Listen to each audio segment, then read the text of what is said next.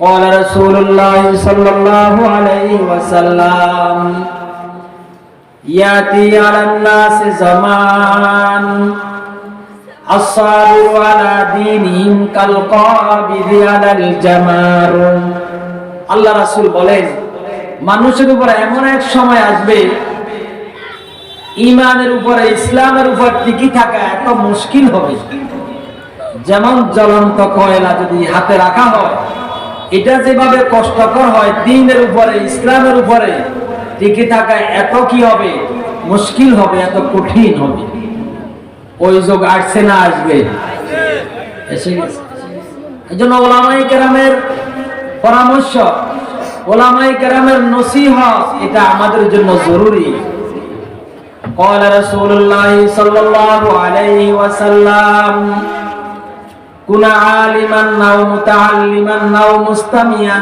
أو محبا ولا تكن الخامس فتالك আল্লাহ রাসূল বলেন তুমি আলেম হও কোন আলিমান তুমি আলেম হও অথবা আলেমের ছাত্র হও অথবা আলেমের কথা শুনো অথবা আলেমকে মহব্বত করো কয় দল চার দল আলেম হও আলেমের ছাত্র হও আলেমকে মহব্বত করো এবং আলেমের কথা শুনো এই চার দলের বাইরে আল্লাহ রাসূল বলেন ওয়ালা তাকুনিল খামিস ফাতালিক পঞ্চম দলে তুমি যাবে না পঞ্চম দলে গেলে তুমি ধ্বংস হবে কি বলেন ঠিক কি না আলেমও না আলেমের ছাত্র না আলেমের মহব্বত নাই আলেমের কথাও শুনে না এই জাতীয় লোক আমাদের সমাজে আছে না নাই শুক্রবারে যাইবে সবার পরে আবার বাইরেতে সবার আগে আছে না নাই আলেমুল আমাদের কথা শুনে না নিজে বহুত কিছু জানে একটু মাহফিলেও আসে না অনেক কিছু দাবি করে নিজেকে নিজে আমরা যারা এখানে আসছি নিজের ভিতরে অনেক দুর্বলতা আছে এই জন্য তো আসছি কোন আলেমের মুখ থেকে কোন কথা বের হয় আর গোলের আর রঙে বুয়ে দিগরাস এক এক ফুলের এক এক গ্রাম এক এক আলেম থেকে যদি আমরা একটা একটা কথা নিতে পারি এটা আমাদের জীবনের পরিবর্তন করার জন্য কি হবে যথেষ্ট হবে এজন্য আমরা নিজেকে মুহতাজ মনে করি মুখাপেক্ষী মনে করি এইজন্য মাহফিলগুলোতে আসি কিছু লোক আছে মাহফিলে আসবে না আজকে টুপি লাগায় কিন্তু দোকানে বসে আছে শুক্রবারে মসজিদের ইমাম সাহেবের কথাও শুনে না এইজন্য আল্লাহ রাসূল বলেন কুনা আলিমান আও মুতাআল্লিমান আও মুস্তামিয়ান আও মুহিব্বান ওয়ালা তাকুনিল খামিস ফাতালিক আল্লাহ রাসূল বলেন তুমি আলেম হও আলেমের ছাত্র হও আলেমের কথা শুনো আলেমকে মহব্বত করো ওয়ালা তাকুনিল খামিস ফাতালিক পঞ্চম দলে তুমি যাবে না তাহলে তোমার ধ্বংস অনিবার্য পঞ্চম দলে যাওয়া অর্থ হলো আমি ধ্বংসের পথে আছি আমি গুমরাহ সোজা কথা قال رسول الله صلى الله عليه وسلم تفرقت بنو إسرائيل على 72 ملة وتفترق أمتي على 73 ملة كلهم في النار إلا ملة واحدة قالوا يا رسول الله ما هي قال ما أنا عليه وأصحابي আল্লাহ রাসূল বলেন বনি ইসরাইল 72 দলে বিভক্ত হয়েছে আমার উম্মত 73 দলে বিভক্ত হবে সবাই জাহান্নামে যাবে একটি মাত্র দল জান্নাতে যাবে একটি মাত্র দল জান্নাতে যাবে সাহাবায়ে কেরাম প্রশ্ন করলেন ইয়া রাসূলুল্লাহ যে দলটা জান্নাতে যাবে ওরা কারা আল্লাহ রাসূল বলেন মা আনা আলাইহি ওয়া আসহাবি যাদের ভিতরে আমি নবীর আদর্শ আছে যাদের মাঝে আমি আমার সাহাবায়ে কেরামের আদর্শ আছে তারা মুক্তিপ্রাপ্ত দল ফিরকায়ে নাজিয়া জান্নাতি দল বলেন সুবহানাল্লাহ আল্লাহ আমাদেরকে নসিব করে সবাই বলে আমিন একদল জান্নাতে যাবে ওরাই সঠিক পথে আছে ওরাই হেদায়েত ইয়াফতা সঠিক পথের অনুসারী আল্লাহ রাসূল সাল্লাল্লাহু আলাইহি ওয়াসাল্লাম বলেন ওরা জান্নাতি এজন্য বর্তমান আল্লাহ রাসূল বলে গেছেন 73 দলে বিভক্ত হবে আল্লাহ রাসূল আর হাদিসে বলেন ক্বালা রাসূলুল্লাহ সাল্লাল্লাহু আলাইহি ওয়াসাল্লাম فإنه من يعش بعدي فسيرى اختلافا كثيرا فعليكم بسنتي وسنة الخلفاء الراشدين المهديين تمسكوا بها وعضوا عليها بالنواجذ إياكم ومحدثات الأمور فإن كل محدثة بدعة وكل بدعة ضلالة وكل ضلالة في النار। আল্লাহ রাসূল বলেন, যারা আমার পরে জীবিত থাকবে তোমরা অনেক ইখতিলাফ মতানৈক্য দেখতে পাবে। ফাইন্নাহু মান ইয়াইশ বাদি ফাসায়ারা ইখতিলাফান কাসীরা, অনেক মতানৈক্য দল উপদল দেখতে পাবে। তখন কি করবে? ফালাইকুম বিসুন্নতি ওয়া সুন্নাতিল খুলাফাইর রাশিদিনাল মাহদিয়্যিন, তোমরা ওই মুহূর্তে আমার আদর্শকে ধরে রাখবে এবং আমার খোলাফায়ে রাশিদিন আবু বকর, ওমর, ওসমান, আলী এদের আদর্শকে ধরে রাখবে। তামাসসাকু বিহা ওয়া আদু আলাইহা বিন নওয়াজিজ, তোমরা এটাকে মজবুত করে ধরে রাখবে, আটকল দাঁত দিয়ে ধরে রাখবে। কোন জিনিস যদি আটকল দাঁত দিয়ে ধরে এটা সহজে ছুড়ানো যায় না, সামনের দাঁত দিয়ে ধরলেন এটা ছুড়ানো যায়। আল্লাহ রাসূল বলেন, এমন কঠিন সময় যখন আমার উম্মতের দলাদলি দেখতে পাবে, তোমরা আমার আদর্শকে এমন ভাবে আঁকড়ে ধরবে, আটকল দাঁত দিয়ে আঁকড়ে ধরবে, যাতে করে এটা ছিটতে না পারে, তোমরা যেন লাঞ্ছিত না হতে পারো, এই জন্য আটকল দাঁত দিয়ে ধরে রাখবে। মুহতারাম হাজিরিন, এই জন্য বর্তমান এই সময় আমাদের উপরে কঠিন সময় যাইতেছে। মুরব্বীরা বলেন, সোজা কথা, ফেরকায়ে বাতিল সিনার উপায় যারা নবীদের সমালোচনা করে, যারা নবীদের সমালোচনা করে, যারা সাহাবীদের সমালোচনা করে, তারা কি করে? আল্লাহ রাসূলের সাহাবীদের সমালোচনা করে। আল্লাহ আল্লাহ ফি আসহাবি, শুক্রবারে প্রতি শুক্রবার খুতবায় ইমাম সাহেবরা পড়েন, আল্লাহ আল্লাহ ফি আসহাবি, আল্লাহ তোমরা আল্লাহকে ভয় করো আমার সাহাবীদের ব্যাপারে, আমার সাহাবীদেরকে আমার মৃত্যুর পরে তোমরা সমালোচনার পাত্র বানাবে না। কারণ যারা আমার সাহাবীদের প্রতি মহব্বত, এটা মূলত আমার প্রতি মহব্বতের কারণে তাদের প্রতি মহব্বত।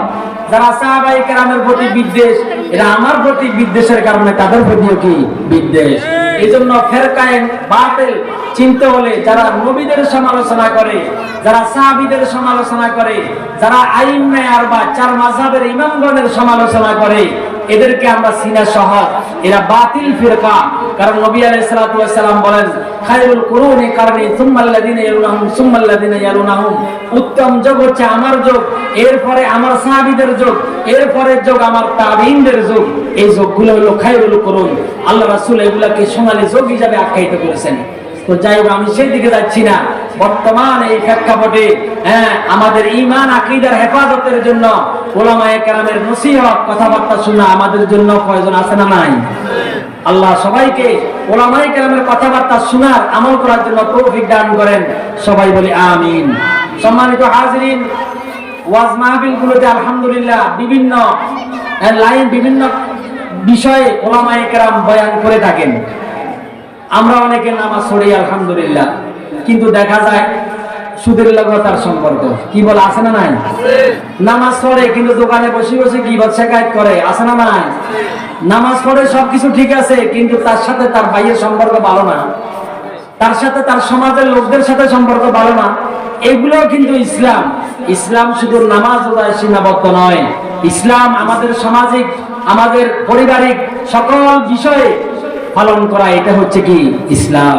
আমি যে আয়াতে কারিমা তেলাওয়াত করেছি, আল্লাহ তাআলা বলেন, ইন্নামাল মুমিনুনা ইখওয়াতুন ফাআসলিহু বাইনা আখাওয়াইকুম ওয়াত্তাকুল্লাহা লাআল্লাকুম তুরহামুন। আল্লাহ বলেন, ইন্নামাল মুমিনুনা ইখওয়া, দুনিয়ার সকল মুমিন ভাই। বলেন সুবহানাল্লাহ।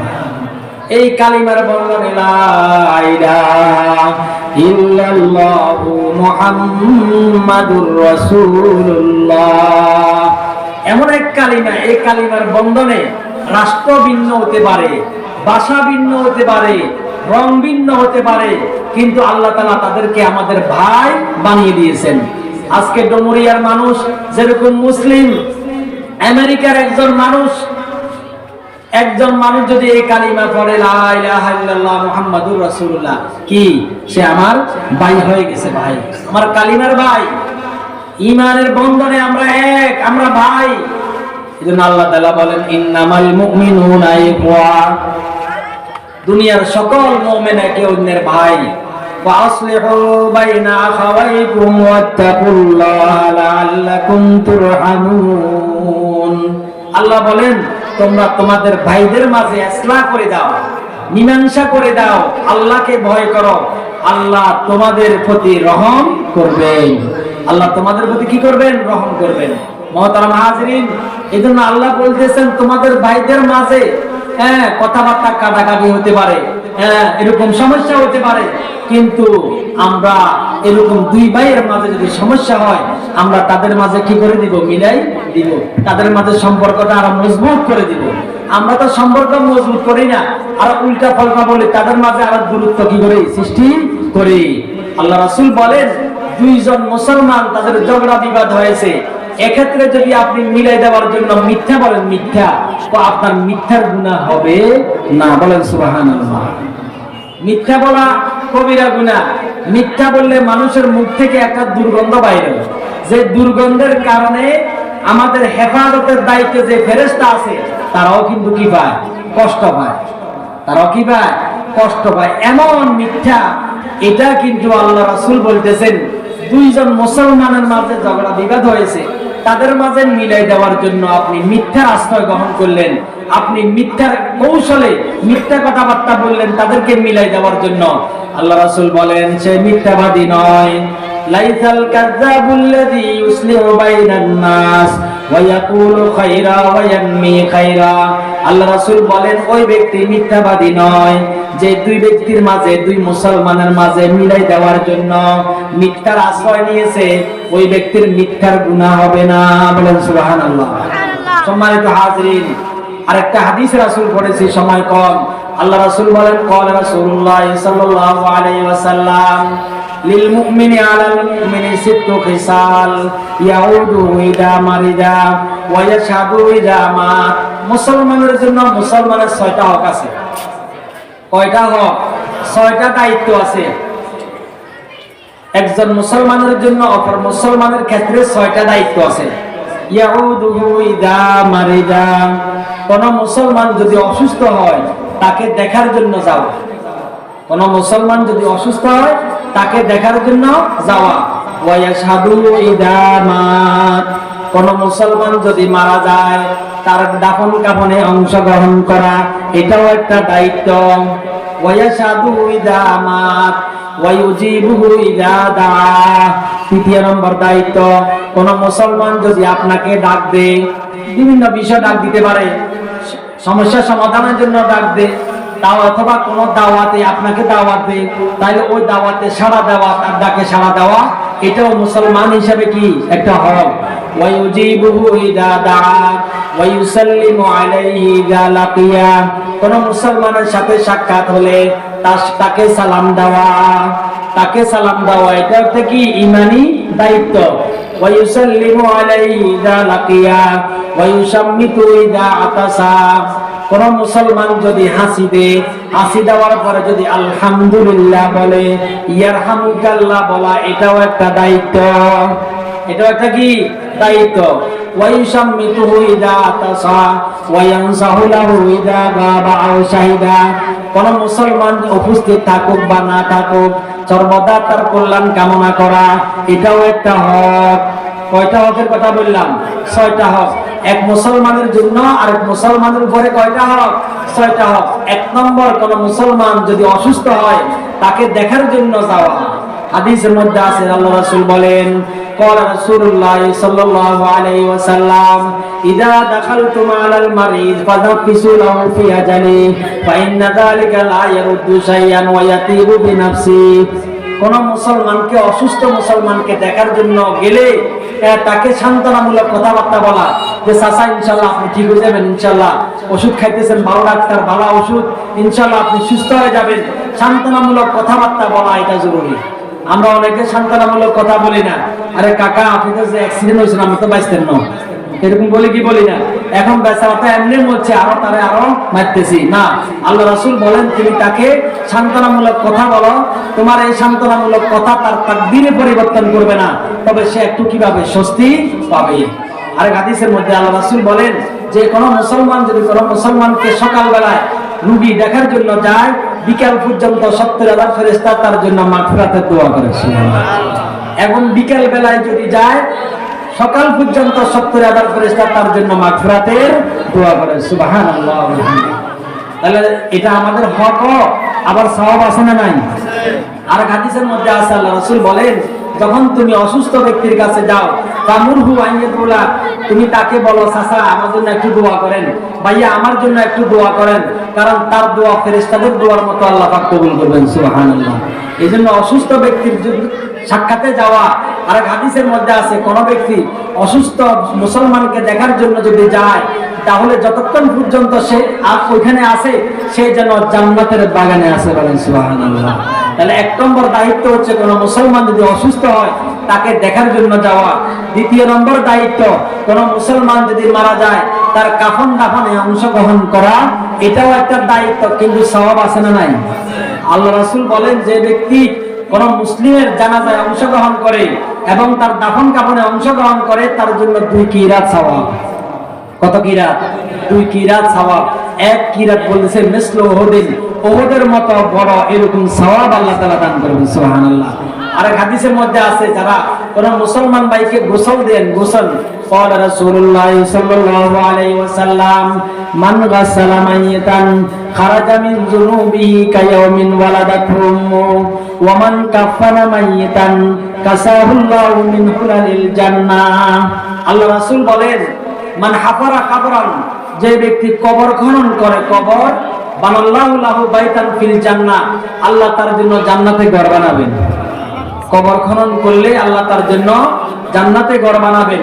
কোন মাইয়াতকে যদি কোন ব্যক্তি গোসল দেয়, তাহলে আল্লাহ তার গুনাহ মাফ করে দিবেন, তাকে এইভাবে নিষ্পাপ করে দিবেন যেমন আজকে যে একজন নবজাতক শিশু দুনিয়াতে আসে, ওই বাচ্চার যেরকম কোনো গুনাহ নাই, আল্লাহ তাকে এরকম গুনাহ থেকে পাক করে দিবেন। সুবহানাল্লাহ। ওয়ামান কাফারা মাইয়াতান কাসাহুল্লাহু মিন হুলালিল জান্নাহ। আল্লাহ রাসূল বলেন যে ব্যক্তি কোন মাইয়াতের কাফনের ব্যবস্থা করবে, কাফনের, তাহলে আল্লাহ তাআলা তাকে জান্নাতের পোশাক পরিধান করাবেন। সুবহানাল্লাহ। তাহলে এই কাফন দাফনে অংশগ্রহণ করা মুসলমান হিসেবে দায়িত্ব, কিন্তু এর মধ্যে সওয়াব আছে না নাই? আছে। ওয়ায়াশহাদুহু ইযা মাত ওয়া ইউজিবুহু ইযা দাআ। আল্লাহ রাসূল বলেন 3 নম্বর দায়িত্ব, কোন মুসলমান যদি দাওয়াত দেয় তার সেই দাওয়াতে সাড়া দেওয়া, এটাও একটা কি, এটা একটা দায়িত্ব। এই জন্য বিভিন্ন কাজে অনেক সময় ডাকে, ভাইজান আমার এই বিষয়টা মীমাংসা করে দেন, তাহলে গ্রামবাসী সত্তার যারা আছেন তাদের ডাকে সাড়া দেওয়া, এটাও একটা জরুরি। এইভাবে দাওয়াত, আমরা তো সব দাওয়াত আবার কোরআন সুন্নাহ সমর্থন করে না, সব দাওয়াত কোরআন সুন্নাহ সমর্থন করে না। কোরআন সুন্নাহ সমর্থন করে যেমন আকিকা, 7ম দিনে আকিকা করলেন, 14তম দিনে আকিকা করলেন, 21তম দিনে আকিকা করলেন, আকিকার দাওয়াত দিল, সেই দাওয়াতে যাবেন, বাচ্চার জন্য দোয়া করে আসবেন। এবং ছেলে বাড়িতে অলিমা, অলিমা যেটা করা হয় এটাও শরীয়ত সম্মত একটা অনুষ্ঠান। আল্লাহ রাসূল বলেন আউলিম ওয়ালা বিশাত, তুমি ছাগল দিয়ে হলে অলিমার ব্যবস্থা করো। ছেলের বাড়িতে যে অনুষ্ঠান এটা শরীয়ত সম্মত, মেয়ের বাড়িতে যে অনুষ্ঠান করা হয় এটা শরীয়ত সম্মত নয়। মেয়ের বাড়িতে যে ছেলের পক্ষ হইয়া বরযাত্রী হইয়া আমরা যাই, এটা শরীয়ত সমর্থন করে না। এইভাবে মুসলমানি অনুষ্ঠান, এটা শরীয়ত সমর্থন করে না। আমার ইবনে আস রাদিয়াল্লাহু তাআলা বলেন রাসূলের জামানায় আমাদেরকে খতনা অনুষ্ঠানে দাওয়াত দেওয়া হতো না। আর ছেলের বাড়িতে যে অনুষ্ঠান এটা শরীয়ত সমর্থন করে। আল্লাহ রাসূল বলেন ইযা দুই আহাদুকুম মিনাল ওয়ালিমাতি ফালিয়াতিহা, তোমাদের কাউকে যদি ওলিমার দাওয়াত দেওয়া হয় সে ওলিমার দাওয়াতে অংশগ্রহণ করবে। এজন্য মুহাদ্দিসিনের কেউ কেউ ওলিমার দাওয়াতকে ওয়াজিব বলছেন, অন্যান্য দাওয়াত কবুল করা সুন্নাত, কিন্তু ছেলের বাড়িতে ছেলের বিবাহ অনুষ্ঠানে দাওয়াত দেওয়া, এই দাওয়াত কবুল করা কেউ কেউ ওয়াজিব বলছেন। ওয়ায়ুজিবুহু ইযা দা ওয়া ইউসাল্লিমু আলাইহি ইযা লাকিয়া, চতুর্থ নম্বর দায়িত্ব কোন মুসলমানের সাথে সাক্ষাৎ হলে তাকে সালাম দেওয়া। সালাম এমন একটি ইবাদত, আল্লাহু আকবার। আল্লাহ রাসূল বলেন, ক্বালা রাসূলুল্লাহ সাল্লাল্লাহু আলাইহি ওয়াসাল্লাম, লা তাদখুলুনাল জান্নাতা হাত্তা তুমিনু ওয়া লা তুমিনু হাত্তা তাহাবু আওয়ালা আদুল্লুকুম আলা শাইইন ইযা ফাআলতুমুহু তাহাবাবতুম আফশুস সালামা বাইনাকুম। আল্লাহ রাসূল বলেন, তোমরা জান্নাতে যেতে পারবে না যতক্ষণ পর্যন্ত তোমরা ঈমানদার না হবে, আর ঈমানদার হতে পারবে না যতক্ষণ পর্যন্ত একে অন্যকে মহব্বত না করবে। একজন মুসলমান অপর মুসলমান ভাইকে মহব্বত না করবে ততক্ষণ পর্যন্ত ঈমানদার হতে পারবে না। আল্লাহ রাসূল বলেন, আমি কি তোমাদেরকে এমন একটা ব্যবস্থা বলে দিব যে কাজটা করলে, যে আমলটা করলে তোমাদের মাঝে মহব্বত সৃষ্টি হবে, তোমাদের মাঝে ভ্রাতৃত্ব সৃষ্টি হবে? সাহাবায়ে কেরাম বললেন, ইয়া রাসূলুল্লাহ বলুন। আল্লাহ রাসূল বলেন, আফশুস সালামা বাইনাকুম, তোমরা পরস্পর একে অন্যকে সালাম দাও। একে অন্যকে কি দাও? সালাম দাও। তাহলে সালামের মাধ্যমে তোমাদের মাঝে কি হবে? মহব্বত সৃষ্টি হবে। আব্দুল আলী বুখারী সাহেব রাহমাতুল্লাহ আলাইহি কোরিয়া মাদ্রাসার মুহাদ্দিস মুহতামিম, তিনি একটা ঘটনা বলছিলেন। আমি উত্তরবঙ্গে গেছি, উত্তরবঙ্গে যাওয়ার পরে ডাকাত দল রাতের অনেক মাহফিল থেকে আসতেছেন। ডাকাত দল বাস রাস্তায় গাছ দিয়ে গাড়িতে আটকালো। এরপর হুজুর বললেন, আমি জানালাটা খুলে বললাম, আসসালামু আলাইকুম ওয়া রাহমাতুল্লাহ। এরপরে ওরা বলছে, ওয়া আলাইকুম আসসালাম ওয়া রাহমাতুল্লাহ। বলে, কি বাবা? না হুজুর, একটু দোয়ার জন্য গাড়িটা থামাইছি। হুজুর বলেন যে সালামের দ্বারা যে আল্লাহ শত্রুকে বন্ধু বানায়, আমি নগদ পেয়েছি, নগদ। এজন্য আল্লাহ রাসূল বলেন, তোমাদের মাঝে মহব্বত সৃষ্টি হবে এমন একটা আমল কি আমি বলবো, সেটা হচ্ছে আফশুস সালামা বাইনাকুম, তোমরা একে অন্যের প্রতি সালাম বিনিময় করো। এরপর দায়িত্ব হচ্ছে মুসলমান হিসাবে কোন মুসলমান যদি হাসি দেয়, হাসির দ্বারা অনেক উপকার। আদম আলাইহিস সালামকে আল্লাহ পাক যখন রূহ দিয়েছেন তখন তিনি হাসি দিয়েছিলেন। হাসি দেওয়ার পরে আলহামদুলিল্লাহ বলছেন, আলহামদুলিল্লাহ বলছেন। ফেরেশতারা ইয়ারহামুকাল্লাহ বলছেন। সর্বপ্রথম পৃথিবীতে সালাম দিয়েছেন আদম আলাইহিস সালাম ফেরেশতাদেরকে, আর জবাব দিয়েছেন কে? ফেরেশতারা। আর হাসি দিয়ে উনি বলছেন আলহামদুলিল্লাহ, ফেরেশতারা বলছেন ইয়ারহামুকাল্লাহ। এই হাসির জবাব দেওয়া এটা একটা দায়িত্ব। ইজা আতাসা আহাদুকুম ফালিয়াকুল আলহামদুলিল্লাহ, তোমাদের কেউ যদি হাসি দেয় সে যেন আলহামদুলিল্লাহ বলে, এবং তার সঙ্গীরা যেন ইয়ারহামুকাল্লাহ বলে। ইয়ারহামুকাল্লাহ বলবো তো ইনশাআল্লাহ। এরপরে ওয়ায়ানসাহুলাহু ইযা গাবা ওয়া শাহিদা, কোন মুসলমান উপস্থিত থাকুক আর না থাকুক, একজন মুসলমান উপস্থিত আছে, তার কল্যাণ কামনা করলাম, কিন্তু উপস্থিত নাই, উনার বিরুদ্ধে সমালোচনা করলাম, এমন যেন না হয়। একজন মুসলমান উপস্থিত থাকুক আর না থাকুক, সর্বদা তার কল্যাণ কামনা করা, এটা মুসলমানদের হক। আল্লাহ পাক যা কিছু বলেছি আমাকে আপনাদেরকে আমল করার তৌফিক দান করেন। সবাই বলি আমিন। ওয়া আখির দাওয়ানা আলহামদুলিল্লাহি রাব্বিল আলামিন।